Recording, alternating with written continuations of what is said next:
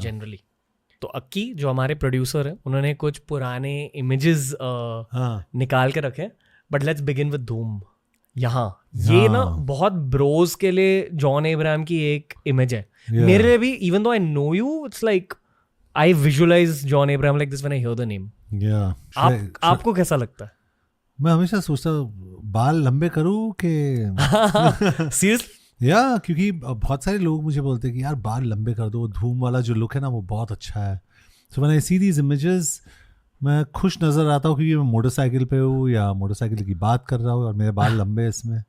मुझे याद है, आई थिंक गोल के लिए आपने बाल काटे थे। Oh my god, you got it right. पहली फिल्म थी, बाल काट के मैंने करा था उसमें। क्योंकि I used to love football, used to love John Abraham, and then to see your shot I remember तब बहुत हाइप थी कि यार जॉन अब्राहम ने बाल काट दिए। आई फील कि MS धोनी ने भी बाल लंबे किए थे आपकी वजह से। उस वक्त बहुत सारे ब्रोज ने बाल लंबे किए थे आपकी वजह से।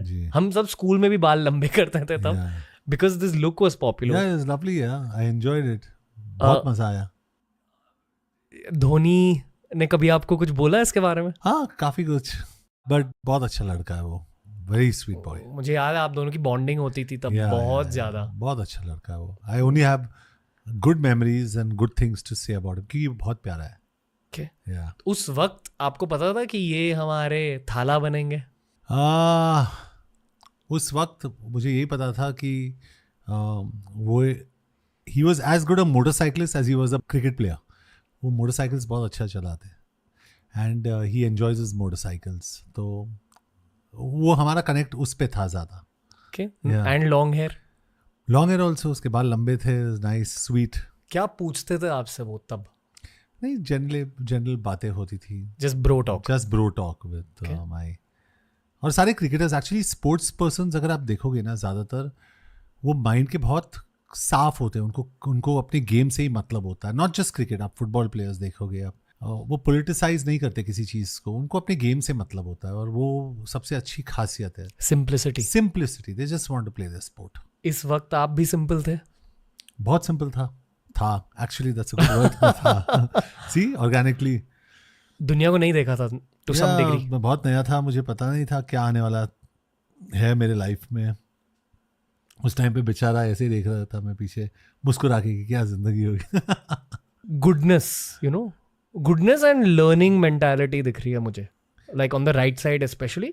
सीख रहे हो राइट साइड पे। एक्चुअली अगर आप देखोगे, आदित्य चोपड़ा ने वो कैरेक्टर सोचा, कूल, काम, composed, bad guy but a very very cool guy. Aditya Chopra ने हमेशा मुझे कहा कि listen, you're the only person that can make bad look cool. Yeah. So just play you, be cool. हमेशा एक cool element है तुम्हारे अंदर। जैसे पठान में जिम जो था मेरा कैरेक्टर, इंसान तो अपने मतलब काफ़ी वजह से वो एक नेगेटिव बन गया था, but he was very cool. तो वो कूल एलिमेंट बहुत इंपॉर्टेंट था। पता है धूम की लास्ट सीन में जहाँ आप क्लिफ से जंप कर दे, तो जी बहुत सारे मिलेनियल्स की ये थियरी थी कि कबीर लौट कर आएगा धूम यूनिवर्स। मैंने भी सोचा लेकिन नहीं आया। शायद होपफुली अगर आदि का कुछ माइंड चेंज होगा, maybe I will be there. It will be a very epic thing. मुझे याद है इन धूम 1 जी you had stolen the show and it had become a school conversation. Have you gone and seen Dhoom? तब ऐसी film नहीं देखी थी हम। जी सो बहुत ही अलग फिल्म थी, मोटरसाइकिल्स पे। आप करना चाहोगे धूम 4 या 5? मैं तो धूम 4, 5, 6, 7, 8, 9, 10 करना चाहूँगा। बिकॉज आई थिंक धूम जब भी बनी थी, धूम वो एक मोटरसाइकिल का साउंड था, इसीलिए धूम बनी थी। और लेकिन उसके जो प्रोड्यूसर है आदित्य चोपड़ा, मेरे हिसाब से ऑनेस्टली ऑन रिकॉर्ड में कहना चाहूँगा, best producer in this country by light years. Outstanding.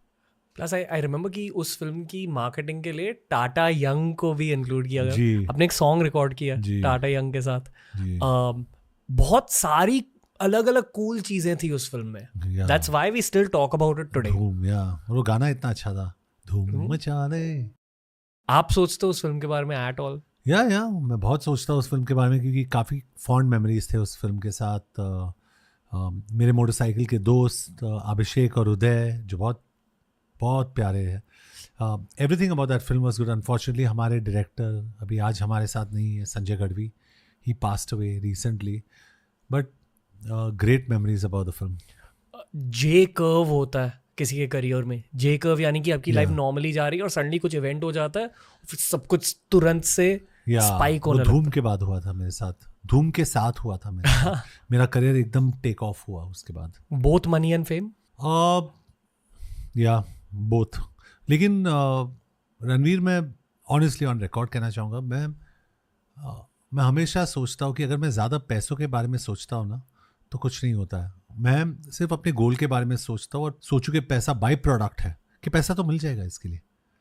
इसके बारे में सोचो तभी पैसे आते हैं. ये जे कर्व को आपने हैंडल कैसे किया? I am sure personal life में भी चेंजेस हुए होंगे तब. And you must have been 32? या 31, 32. Yeah. Is 32 a young age? नहीं, it's an age where you're younger than me. I mean, you're 29 now? I'm 31. 31. तो आपके एज में आपने इतना कुछ अचीव किया है. तो I was 31 when this happened.